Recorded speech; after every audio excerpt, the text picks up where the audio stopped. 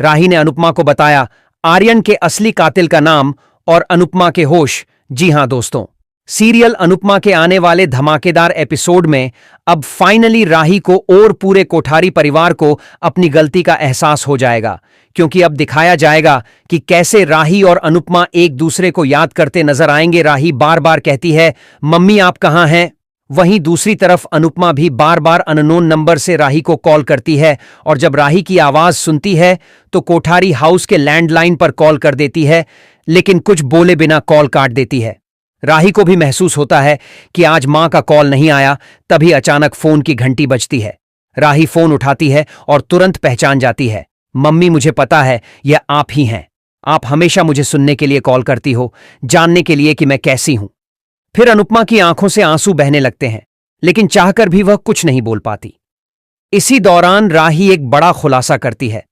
Mummy, जिस बात का आप खुद को दोषी मानती रही, उसमें आपकी कोई गलती थी ही नहीं। यह सब माही का किया हुआ है। राही बताती है कि माही पहले से जानती थी कि आर्यन नशा करता था। शादी से पहले ही आर्यन ने माही को पूरी सच्चाई बता दी गई थी, लेकिन माही ने फिर भी शादी की, क्योंकि उसका कोई बड़ा मकसद था।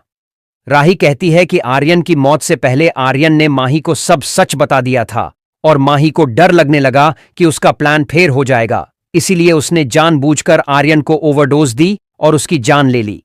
और दोस्तों, अब यहीं पर कहानी में जबरदस्त मोड़ आएगा, जब सबके सामने माही का भांडा फूटेगा और अनुपमा को सच्चाई पता चलेगी कि आर्यन की मौत के लिए वो जिम्मेदार नहीं थी। राही टूटे हुए दिल से कहेगी, मम्मी मुझे आपकी जरूरत है। आप कहां हैं? आप कब लौटोगी? और दोस्तों, यहीं से शुरू होगा धमाकेदार ट्रैक, जब अनुपमा कुछ महीनों बाद अपनी बेटी के लिए वापस लौटेगी और माही को सबके सामने बेनकाब करेगी। वैसे दोस्तों, आपके हिसाब से क्या अब पूरे कोठारी परिवार को सच का पता चलना चाहिए? और क्या अनुपमा को अपने रिश्तों को भुलाकर भी अपनी जिंदगी में आगे बढ़कर एक कामयाब बिजनेसवुमेन बनना चाहिए?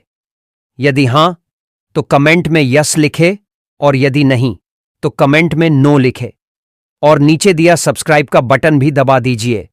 जी हां, आप ही से कह रहा हूं, सब्सक्राइब कर लो। पैसे थोड़ी ना मांग रहा हूं यार।